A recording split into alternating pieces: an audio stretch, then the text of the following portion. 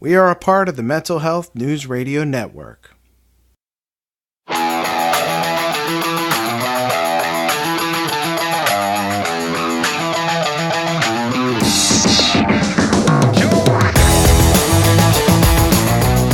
You've tuned in to Rescue the Rescuer, the show that focuses on helping first responders who may be experiencing challenges such as addiction, PTSD, relationship failure, and more.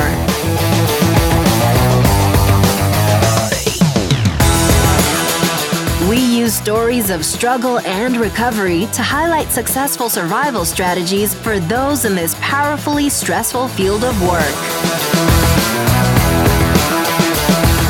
And now, here's your host, Steven Kavalkovich. Hey everyone, this is Steven. Thanks for joining me on the show. I'm a former paramedic in long-term recovery from addiction and post-traumatic stress disorder. I've created this podcast to help others who may be experiencing a story similar to mine find a path beyond their problems and towards a life that they deserve. Before we get started with today's episode, let's hear this short message from one of my supporters. I recently read an article that said 81% of Americans would like to become a published author. Chances are you might be one of them, right? I know I am. So what's stopping us? Writing and publishing a book takes a lot of work, can be a pain, and is expensive too, right? Not anymore. For my next book project, I've teamed up with Hassle-Free Books. They're making it easy for me to become an author. They're removing a lot of the fuss and struggle and making it smooth and simple. And it's far more affordable than you could ever imagine. Go to hasslefreebooks.com and use promo code RESCUE to receive a 10% discount off any book project.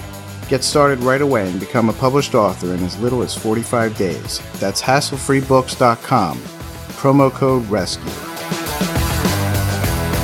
All right, thanks again for joining me, and let's get started with today's show.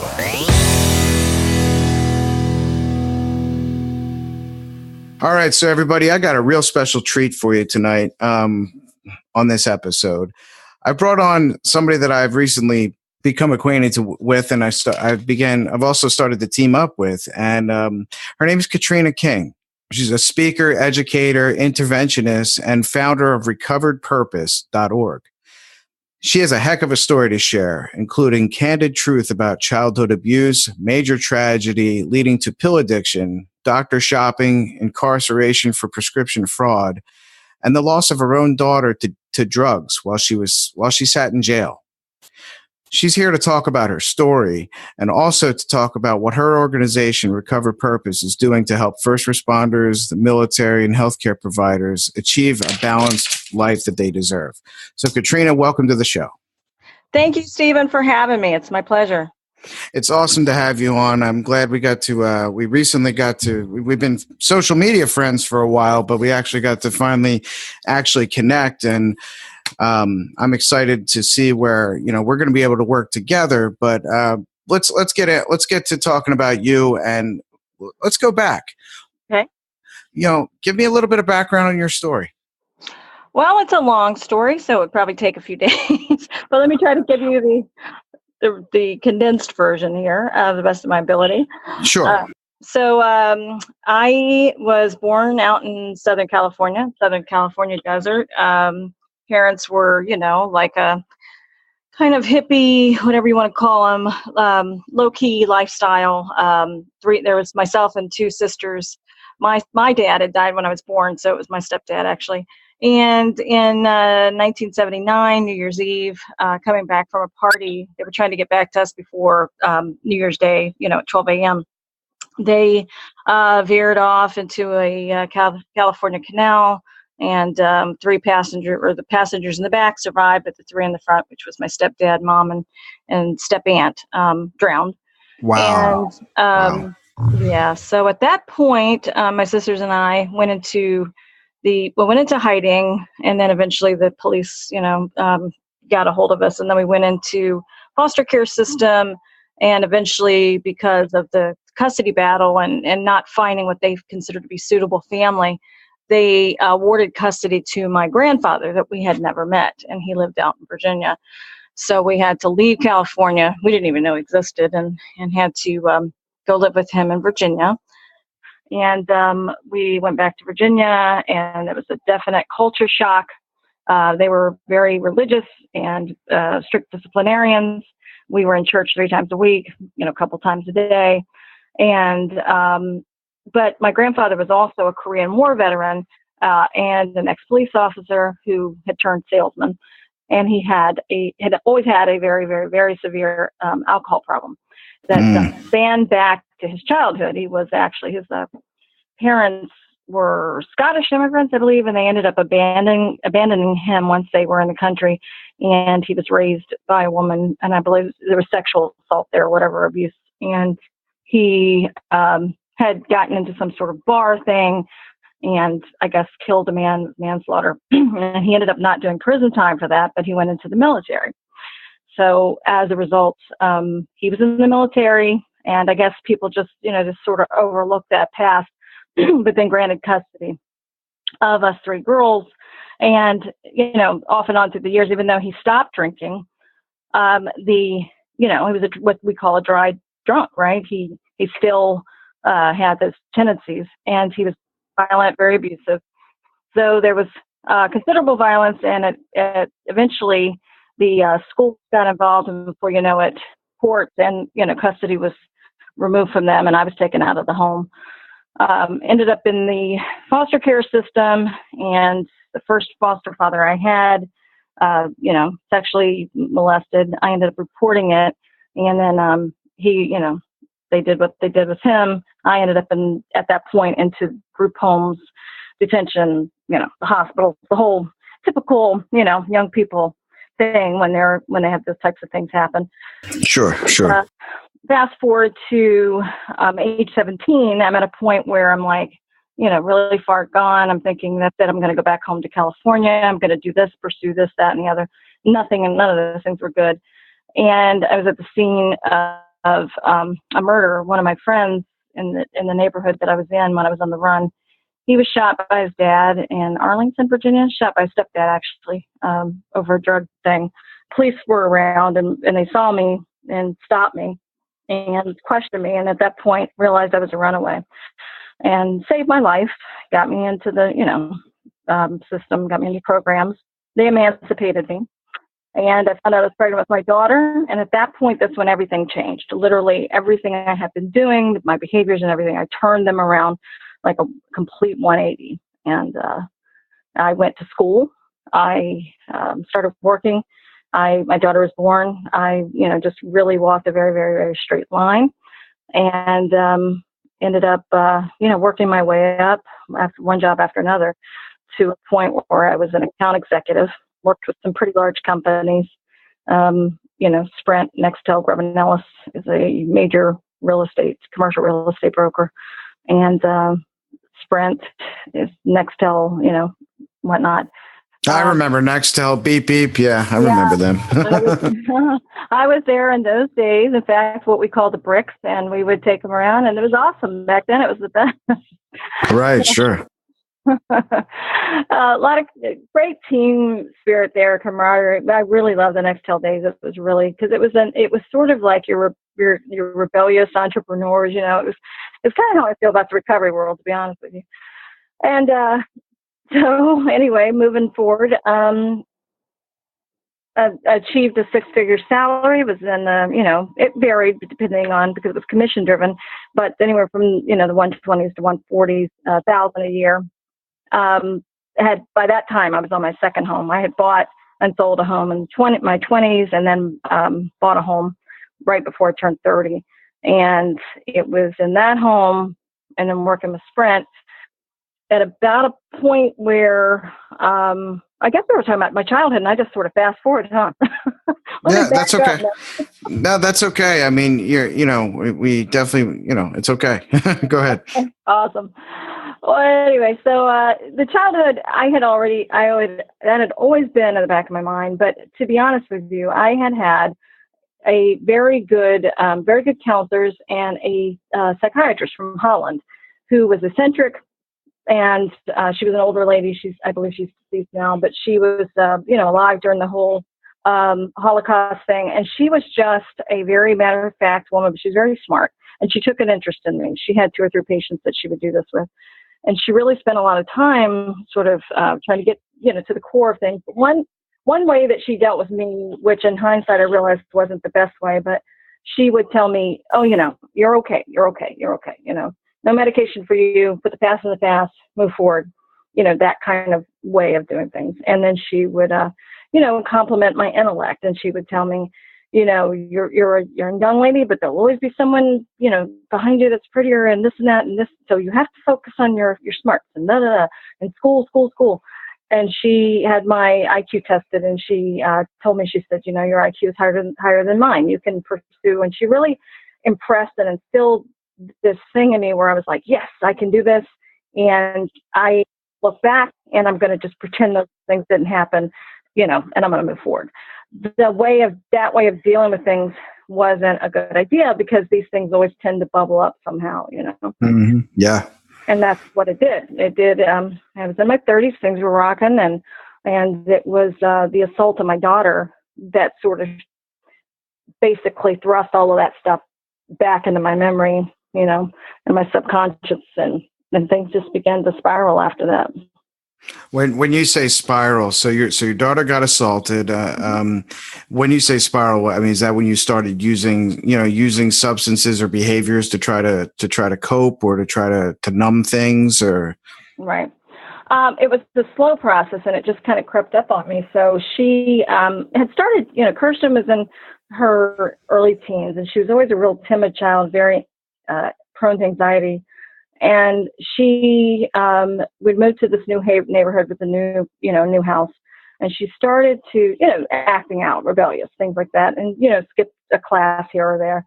And then she had snuck out one night with some friends, a young man that she trusted who lived in the neighborhood, and they went to this abandoned house because its mother was a real estate agent, and the house was, up for the market. So she went there with him.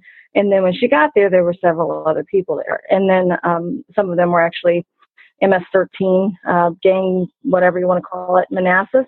And I don't want to get into details of that because it's something that's just, I don't want to talk about. But anyway, long story short, she ended up, getting through that night. The next day, sitting in the bathroom, she just started to tremble, and she, things started to pour out. She told me, and I went into a tailspin because I really know I had devoted my life to protecting them and giving them everything. And when I realized what had happened, I was like, well, how do I deal with this? Do we go after them? Do we kill them? I was hunting them. I was going to, I'm doing everything I can. And then I ended up telling my family physician, who told police, and they weren't able to do a lot. They asked for DNA and all kinds of stuff. And they were like, well, our hands are tied. And it really was hard on me because I wanted to act, but, and Kirstyn wanted me to act, but at the same time, she didn't want to lose us. So there was the complications there. She didn't recover from that. She'd spend a couple of weeks at a time laying there on the sofa, wouldn't get up. Well, fast forward, I had ended the relationship with her brother's dad, and then was sort of on my own, and fell down the stairs one night, because I hopped stairs coming down, and I hopped the stairs, and I had wood flooring, fell on my back. It hurt then, but I wasn't, I was able to walk away from the incident. And a couple of days later, because I'm wearing 4-inch high heels to work, I suddenly can't walk. I've got real bad sciatica, can't get comfortable to sleep, sit, whatever. I went about probably a good couple of weeks like that, and just defiant. Didn't even want to take Tylenol. I was just so, it'll go away. And I was at work, and a young lady there who was working with me then had been a pharmaceutical representative before she took this job at, telecom. And she said, hey, let me give you these. And she was very, very, very responsible in the fact, because they were the, what they used to give, doctors' offices used to give, or pharmaceutical reps used to give out to doctors' offices, for trials, if you can believe that. Yeah. Yeah. Drug samples of Percocet and Vicodin. And if you can believe, those were the days. And so she gave me that. And she was like, well, make sure you don't take more than one. of these. And I said, of course I won't. But I got home and I had a habit for at least a couple of years where I'd have like one glass of wine a night. And that was it. I mean, I knew my family history of addiction, and there was no way that I was going to I was like, nope, I was very vigilant about it. So I had the one glass, I was good, end story. And so I said, well, shoot, let me take this medicine. Because I, didn't want to even take Tylenol. I said, I can't endure this pain anymore. I'm not sleeping. So I was one of those people. I wouldn't take anything at all, not even a Tylenol. But when I would do it, that meant I was in excruciating pain. And then if I did, I was not going to just take one Tylenol. I'd just throw back a whole bunch. So I took the 2 in the sample packet. I think it was a Percocet and a Vicodin, or 2 of each or something like that. And then I, drank the wine.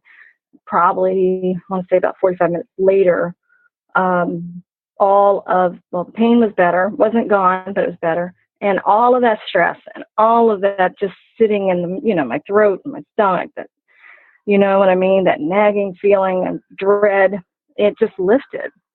And I felt positive, and I felt, okay, we can do this.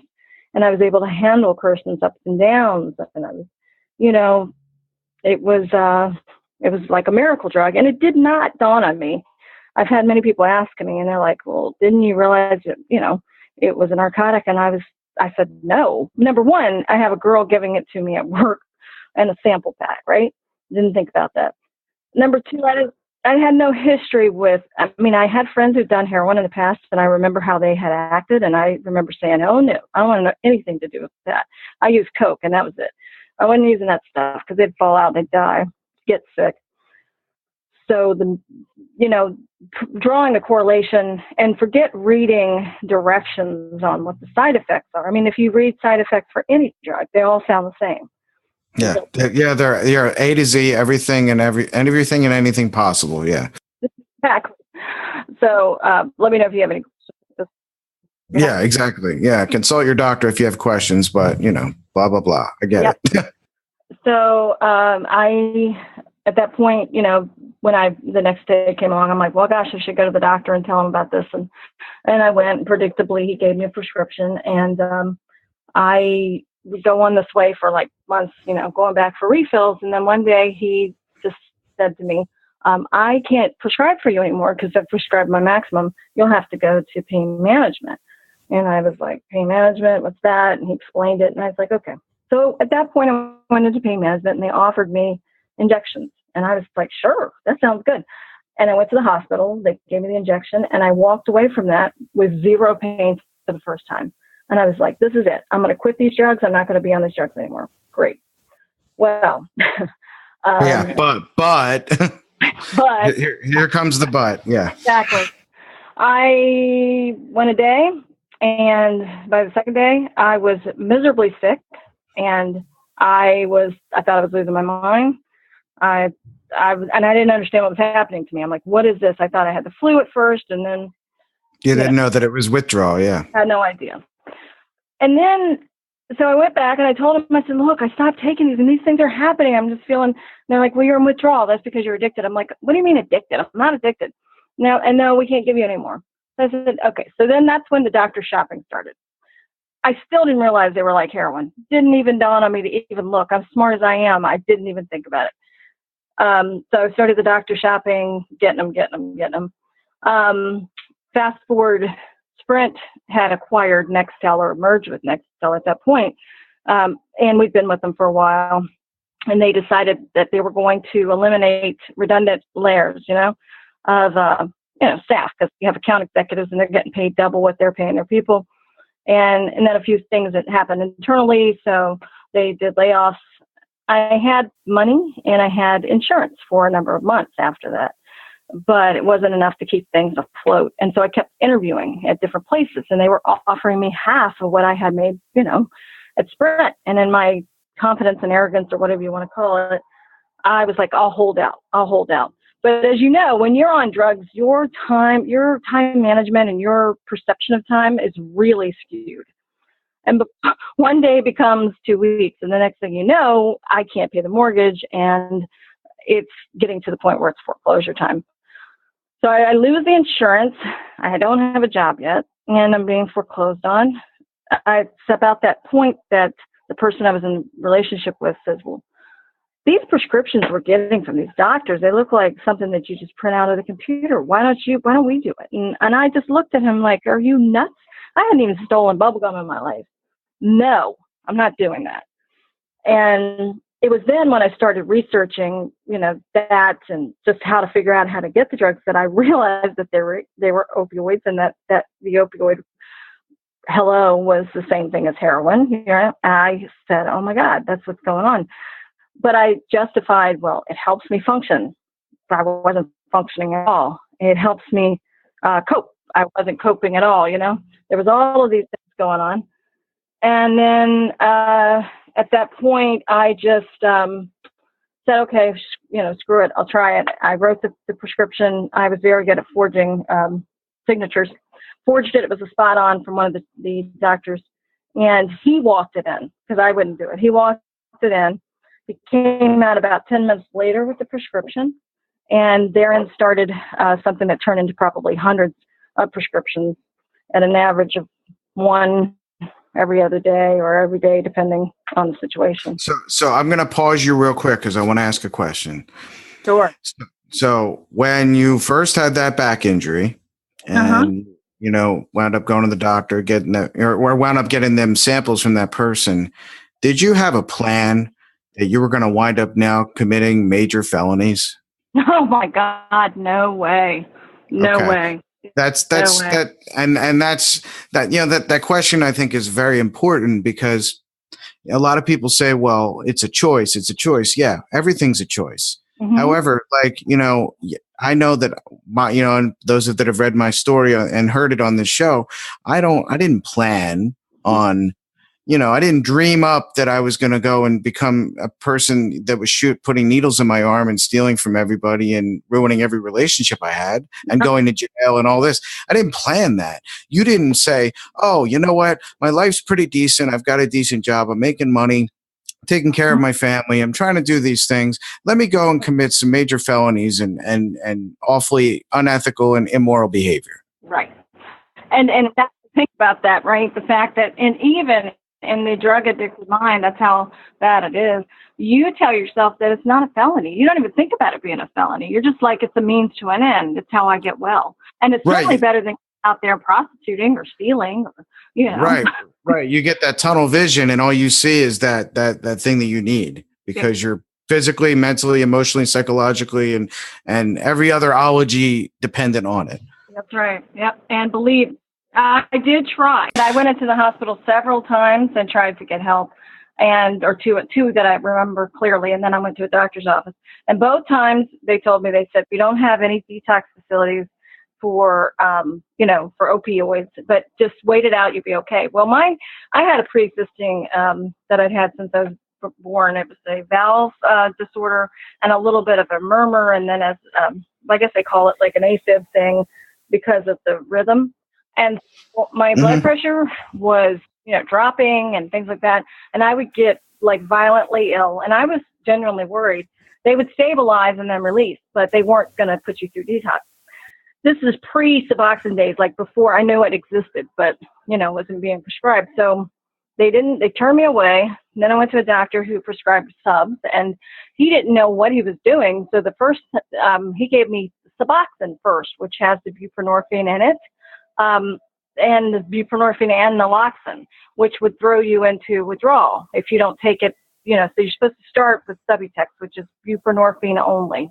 And then you're right. So, but he didn't do that. So it threw me into, and I'm like, what? No. And that made it worse because then I turned back to the drugs. They say that pain shared is pain lessened. How would you feel if you had someone to unload your burdens with? Someone who has probably felt how you feel and been in your shoes. Someone who wants to help you to manifest dramatic and lasting change in your life. Not only do I host this show and speak around the country, I also do individual coaching and mentoring. I want to help you to climb out of the hole of isolation, despair, and hardship.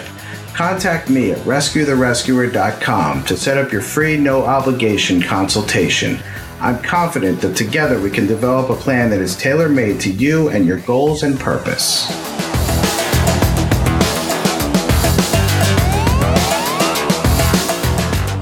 So then you continue doing this, this prescription fraud, and to keep fueling this insanity at this point, I guess. So I mean, I don't mean to try to cut you off or anything. I just want to kind of grind it down a little bit.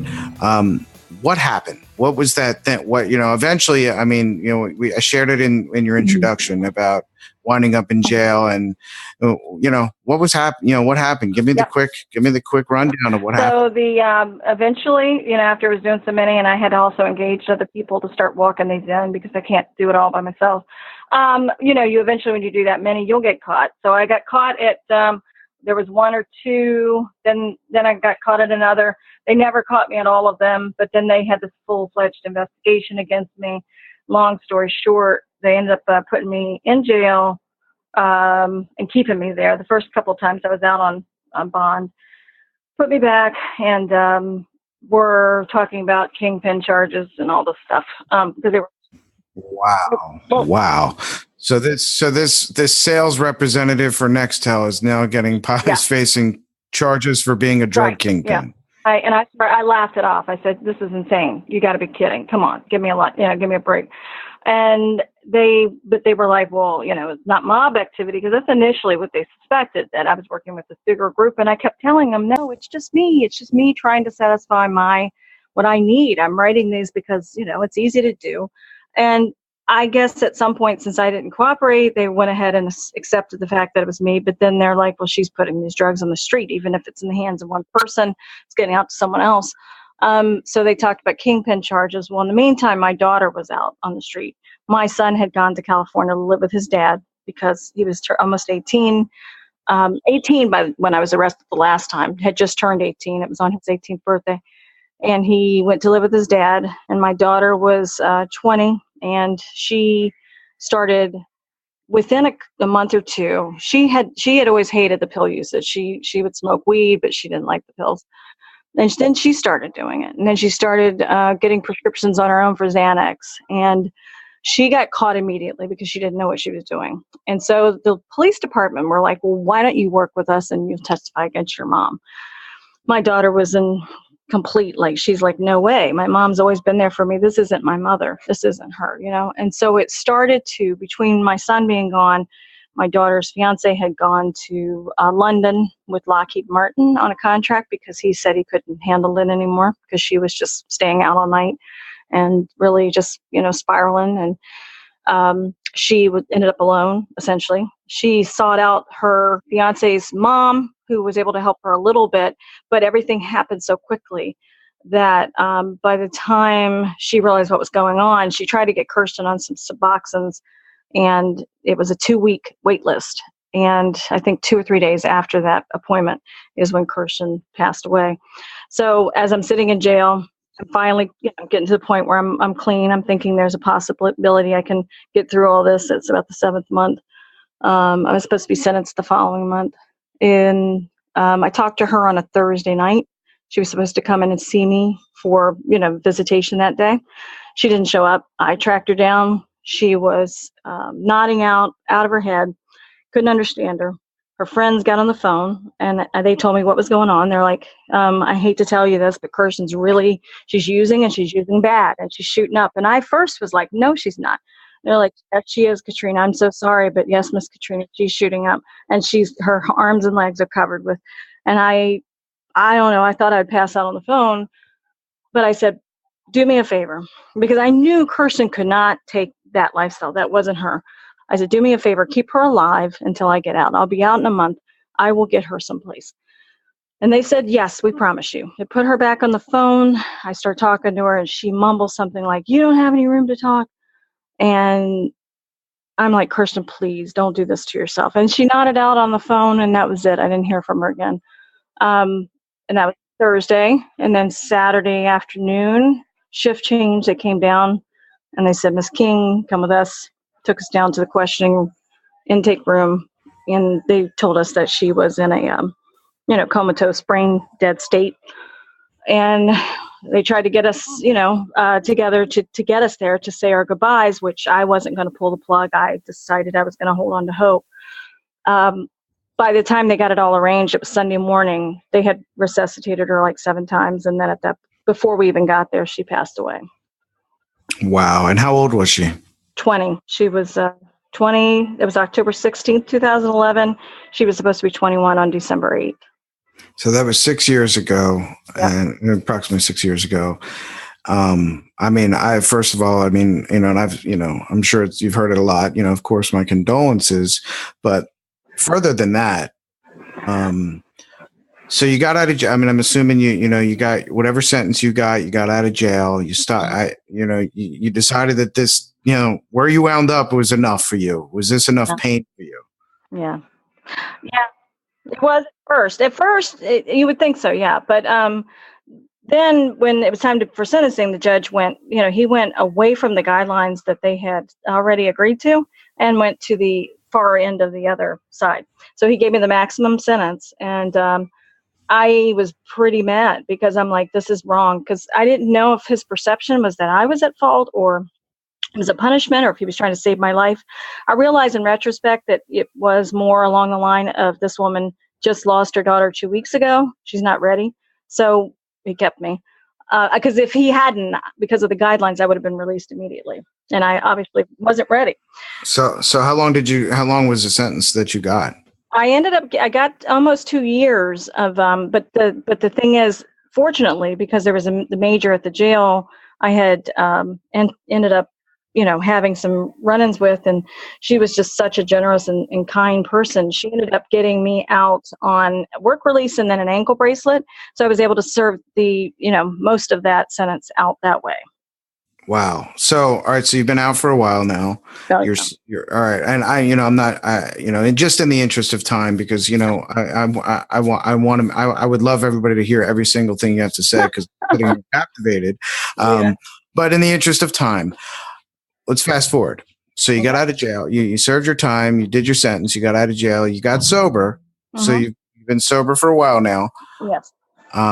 What is the death of your daughter? Is your personal experience, the stuff that happened to you as a kid, all that combined? What was it that said, let me start something. Let me start what I'm doing. And let's talk about what that is, what you're doing.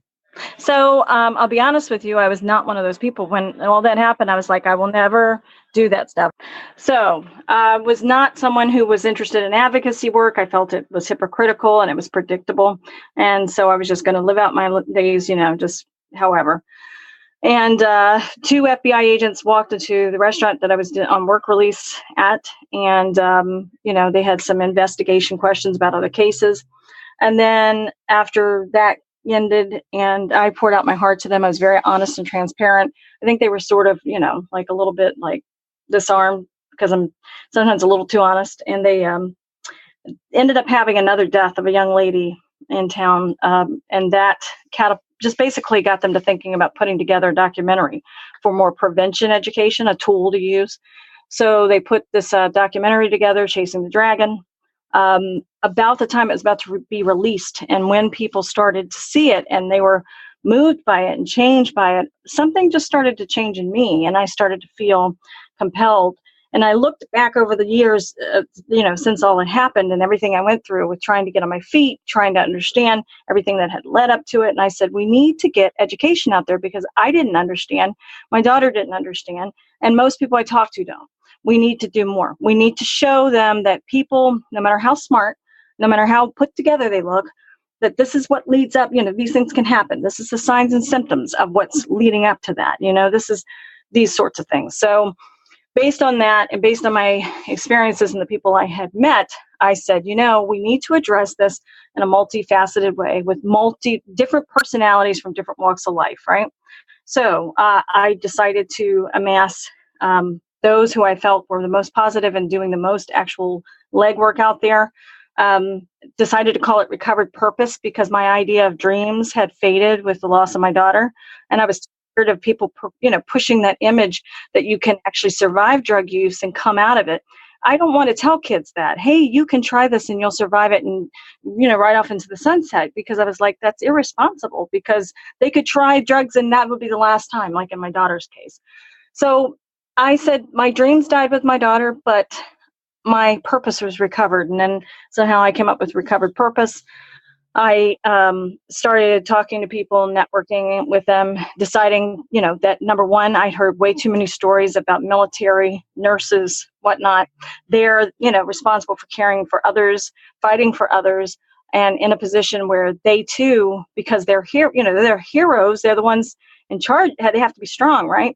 Well, they're human too, and they would end up, falling to this addiction as well. Law enforcement, there was an FBI agent in DC who was found, slumped over in his car. Everybody, parents, mothers, so many mothers out there that are self-medicating every day. And that's what kind of gave me, I said, let's pull it together with different faces, different talents, different socioeconomic classes, but people that could be the face of anyone out there. And let's get out there and touch middle America and then upper middle class America and show them that they've been wrong, and they need to replace this. I mean, that was like the perfect commercial for what you're doing, because, I mean, I know it might have sounded a little bit fragmented at first, because you're not a first responder yourself, but right. You are a human. And, you started off with, we talked about it earlier on the phone before we started the show about the fact that first responders, sometimes relationship failure, suicidal ideation, mental illness, PTSD, depression, drug addiction, blah, blah, all those things, they don't necessarily start because of the job.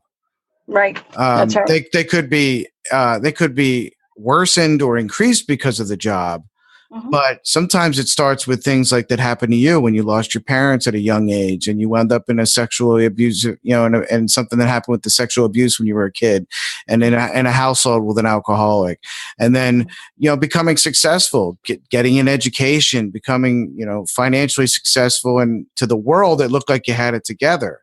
Mm-hmm. But you still carried around those things that you talked about. You touched about it earlier, and I agree with you that these things, if they don't get dealt with, they do bubble up in one way or another until they get addressed. That's right. That's right. And too many people are living in shame. And one thing I've realized, and another contributing factor for Recovered Purpose, is that when I got out there, I started hearing people's stories. And number one, no one that I worked with or knew anything about what was going on with me. They said I looked like I was fine. And then when I'm talking to people out in the community, I'm realizing, golly, a lot of people have stories. A lot of people have these histories, and yet they don't want to talk. They're quiet about it. They want to pretend that if we don't talk about it, it goes away. And then these things happen, and then they want to do the anonymous thing or the confidential thing. But the problem is, I was that person. I didn't want anyone to know because no one else was talking about it. So no one, family members, no one. Only people that knew about my problem were the people, the other addicts and my children, and they had to keep that secret. It wasn't until my daughter died that my own family found out that I was even sitting in jail. We had kept it so quiet, and that has got to stop, because there was no excuse for it to have gotten so far out of control because I thought I was alone. And yet it's happening every day, even still in the middle of this pandemic.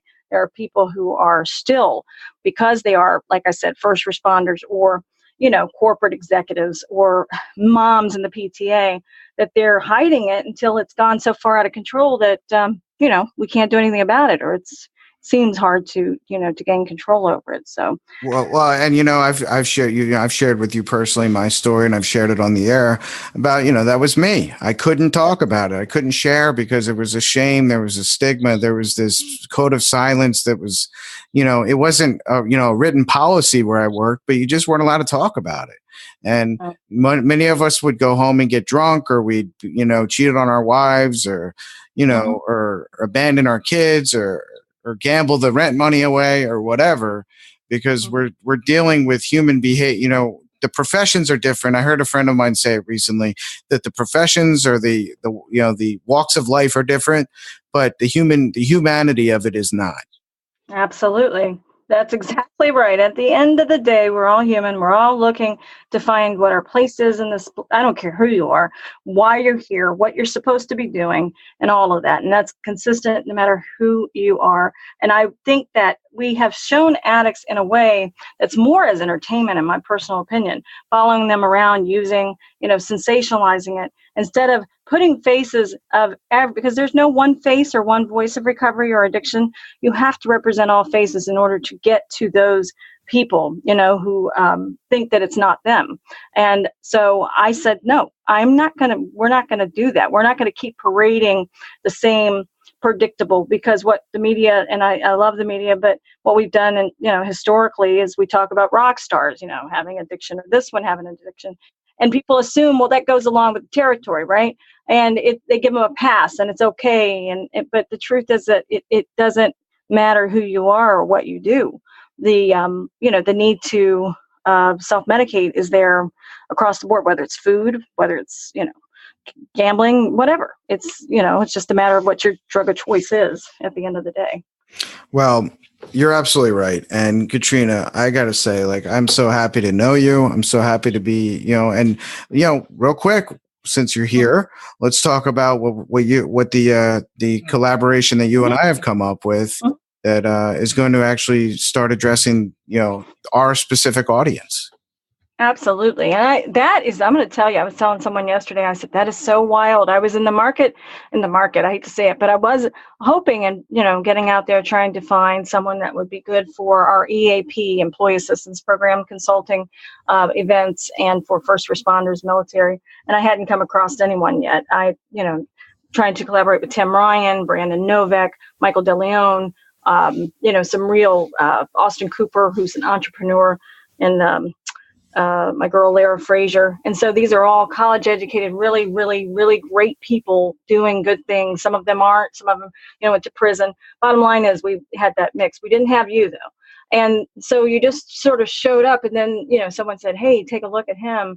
And so what we'll be doing is we'll be setting up, number one, events for the public, which would include universities, public forums, town halls, even hearings with public officials, basically like events like where we speak, give stories or whatever, and then highlight the need for the education, right, in the workforce and in schools, so on and so forth.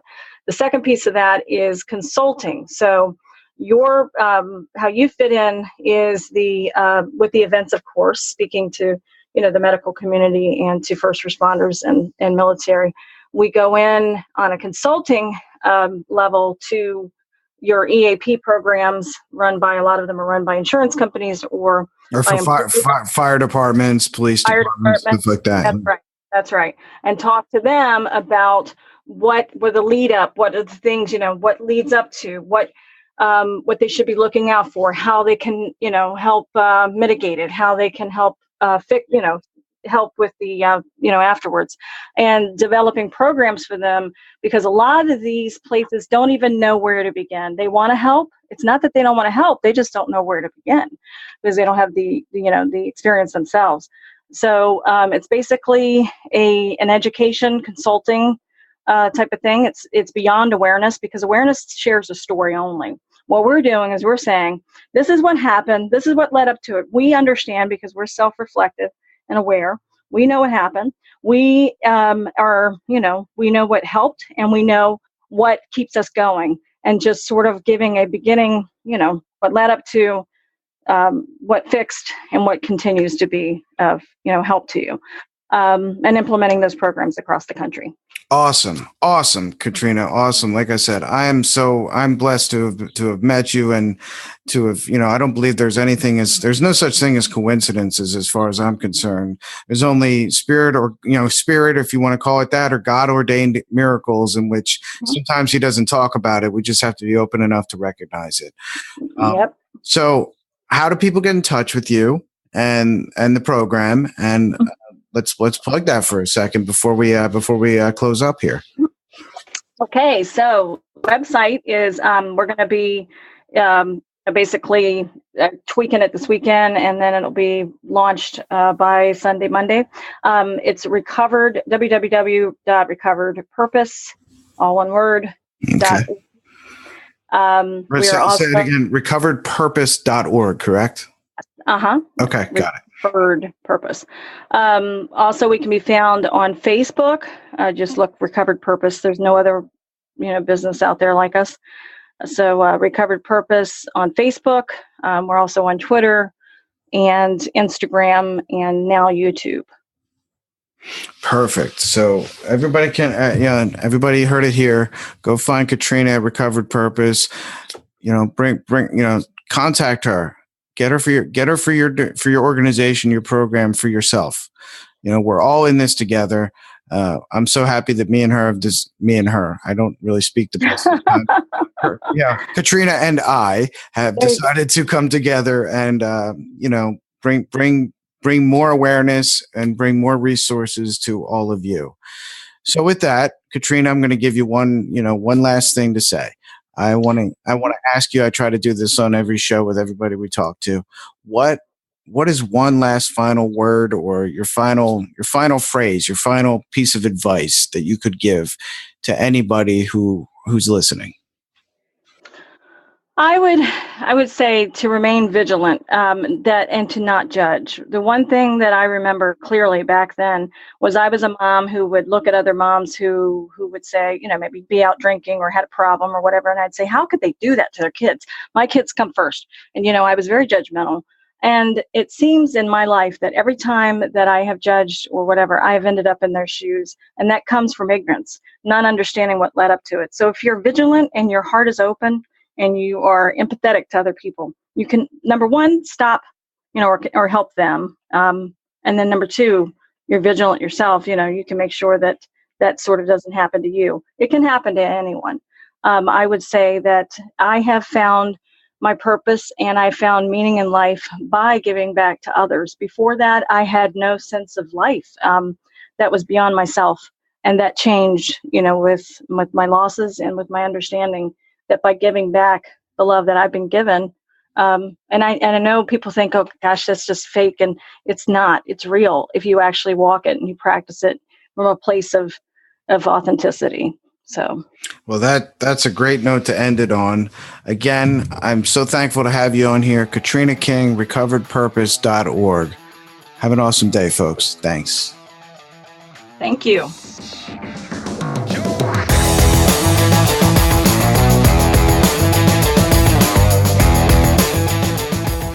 Hey everyone, thanks again for listening. I really hope it'll help you or your loved one. If you get a chance, I really would appreciate it if you could head over to iTunes and Apple Podcasts and leave a review. It will really help me out in many ways. Take care, everyone, and remember, you are not alone in your struggle.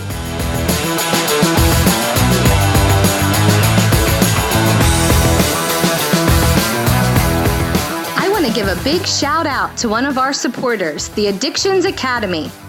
The Addictions Academy is the world's foremost accredited trainer of addiction coaches, addiction counselors, interventionists, and international master addiction coaches, offering on-site training at your rehab or facility, live virtual classroom webinars, or on-demand classes covering an extensive availability of courses and certifications.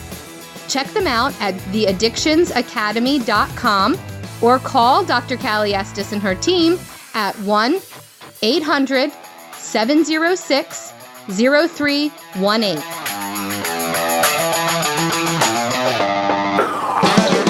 Thanks for listening to Rescue the Rescuer. For show notes and more, head on over to rescuetherescuer.com.